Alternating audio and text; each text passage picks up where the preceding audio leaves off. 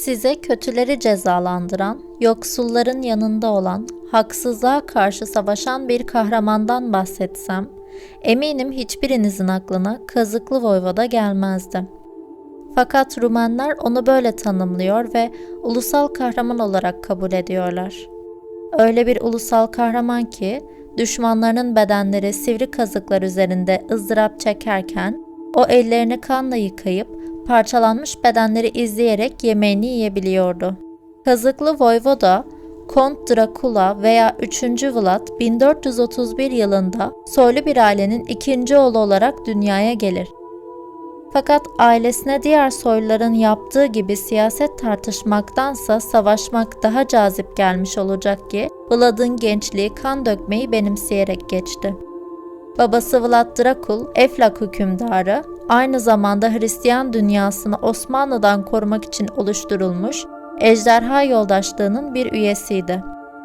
Daha sonra 3. Vlad'ın kullanacağı Drakula ismi ise ejderhanın oğlu anlamına geliyordu. Eflak, Osmanlı İmparatorluğu ile Macaristan İmparatorluğu arasında sıkışıp zor duruma düşünce Vlad Drakul, Osmanlı İmparatorluğu'nun yanında yer alır. Fakat Vlad Drakul'un Osmanlı İmparatorluğu'na sadakatini kanıtlaması gerekiyordu. Bunun sonucunda oğulları 3. Vlad ve Radu'yu onlara esir olarak gönderir. Ardından iki ülke arasında bir barış antlaşması imzalanır. Kısa vadede faydası olan bu hamlenin uzun vadede yıkıcı sonuçları olacaktır. Çünkü 3. Vlad'ın bitmek bilmez öfkesi ve nefreti esaret altında tutulduğu bu dönemlerde başlar. Bu sırada 3. Vlad'ın kardeşi Radu, zekası ve çalışkanlığıyla sarayın dikkatini çekmeyi başarır, zamanla Müslümanlığı kabul eder ve Radu Bey adını alır. 3. Vlad artık sadece Osmanlı'dan değil, kendi kardeşinden de nefret ediyordur. Tarihler 1447'yi gösterdiğinde ise acı haber iki kardeşe ulaşır. Macaristan valisi Eflak'ı işgal etmiş, Vlad Drakul ve büyük oğlunu öldürtmüştü.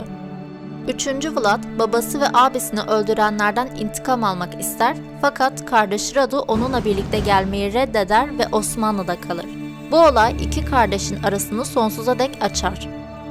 1448 yılında 3. Vlad, Eflak'ta tahta çıkmayı başarsa da 2 ay sonra geri indirilip Boğdan'a sürgüne gönderilir. Tahtını geri almak için intikamını bastırıp Macaristan ile yakın ilişkiler kurmaya çalışır. Sonunda başarılı da olur. Düzenlediği sefer sonucunda 1456 yılında tekrar Eflak voyvodası olur.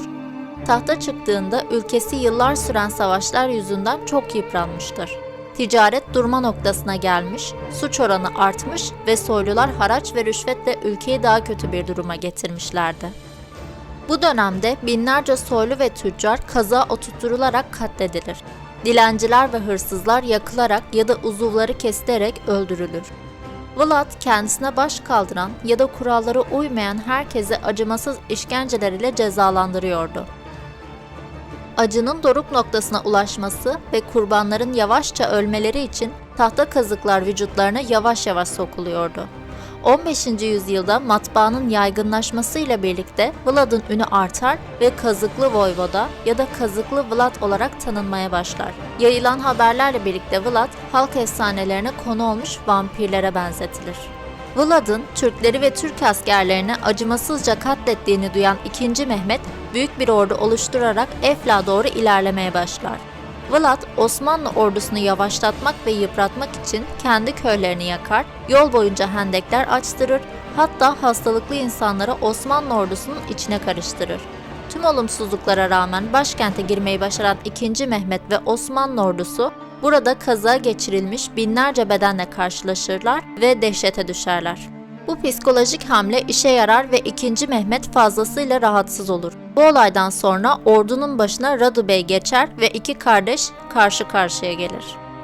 Radu Bey hem kardeşini çok iyi tanıdığı için hem de güçlü bir ordunun başında olduğu için savaşta avantajlı konuma geçer. Bir süre sonra Vlad'ın dağ kalelerini ele geçirmeyi başarır.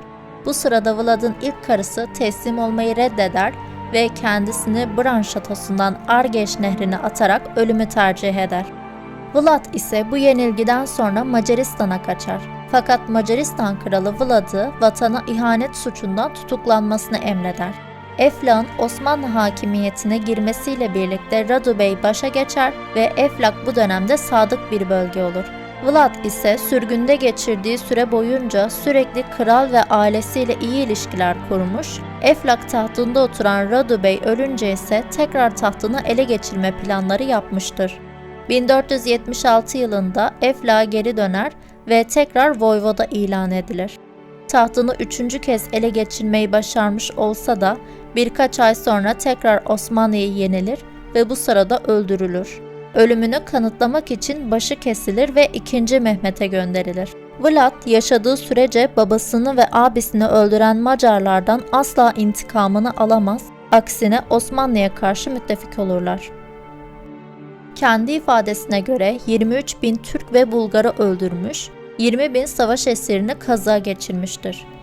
Onun acımasızlığı ve kana olan düşkünlüğü halk arasında vampir efsanelerinin yaygınlaşmasına sebep olmuş, ardından sayısız film ve kitap üretilmiştir.